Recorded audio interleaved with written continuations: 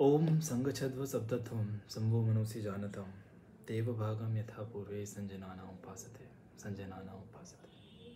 नमस्कार, मैं शुभम आर्या आज आपके समक्ष एक पुस्तक के बारे में कुछ मैंने लिखा है वो प्रस्तुत करूँगा। लेकिन पुस्तक का नाम क्या है? सिद्धार्थ, हरमन हेस। ये अनुवादित संस्करण है और इसे पढ़ने से पहले मैं थैंक्स बोलना चाहता हूँ डॉक्टर पारितोष मालवीय जी को, जिन्होंने इसका सुझाव मुझे दिया था। चलिए तो पढ़ते हैं। हरमन हेस की किताब से प्रेरित कुछ शब्दों को और मेरी वाणी प्रभा लेगी। अच्छा, इस पुस्तक में एक पात्र हैं मल्लाह वासुदेव, उनका नाम है।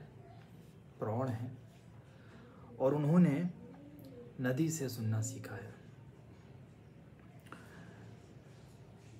मैं आशा करता हूँ कि नदी की तरह आप भी मेरी बात को सुनेंगे। जो लिखा है वो इस प्रकार है। सिद्धार्थ, हरमन हेस। मैं बुद्ध द्वारा ठग लिया गया हूँ, तब भी उन्होंने मुझको बहुत कुछ दिया है। मेरा स्वत्व।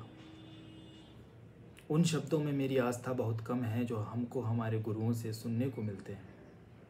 सीखने सिखाने को लेकर मैं अविश्वास और थकान से भर चुका हूँ। ध्यान क्या है? अपनी देह का त्याग क्या है? उपवास क्या है? सांस को रोक लेना क्या है? यह स्वयं से भागना है। यह स्वयं होने की यंत्रणा से एक तरह का पलायन ही तो है। यह दर्द और जीवन की निस्सारता के प्रति क्षण भर के लिए इंद्रियों का सुन्न हो जाना ही तो है।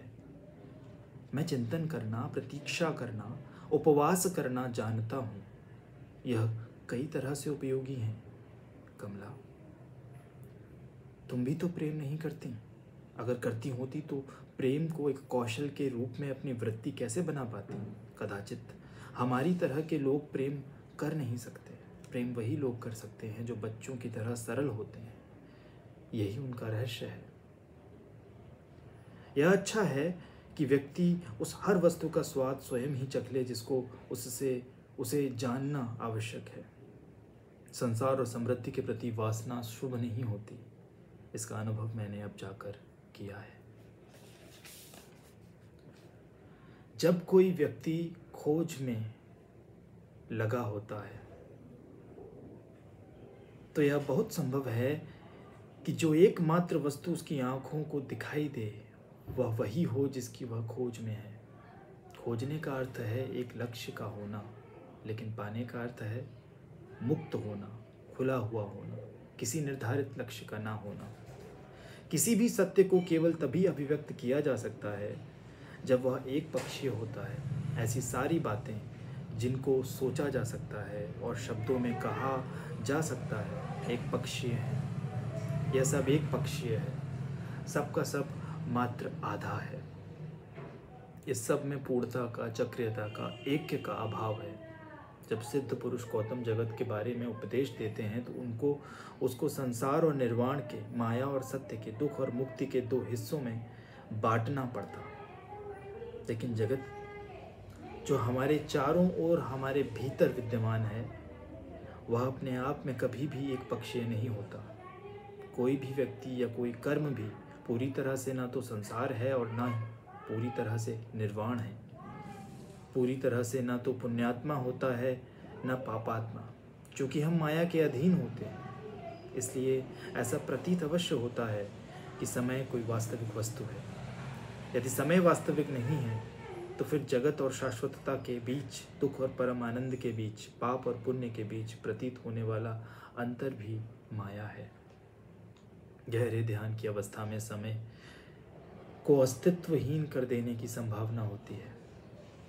जो था, जो है और जो होगा, उस समस्त जीवन को एक ही समय में देखने की संभावना, और वहाँ सब कुछ शुभ है, सब कुछ पूर्ण है, सब कुछ ब्रह्म है।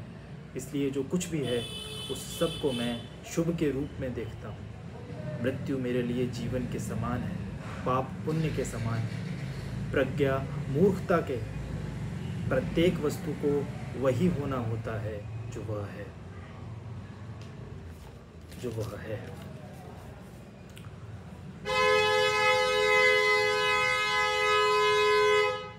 ओम सर्वे भवन्तु सुखिनः, सर्वे सन्तु निरामया, सर्वे भद्राणि पश्यन्तु मा कश्चित् खभाग् भवेत्। ओम शांति शांति शांति। ये राइटअप ये इस लाइब्रेरी शूट की बुक में रखूँगा, होपफुली किसी को पसंद आए। यदि आपको ये वीडियो पसंद आया है तो इसे लाइक करें, शेयर करें और रेकमेंड करें और किताबें, because reading is like breathing.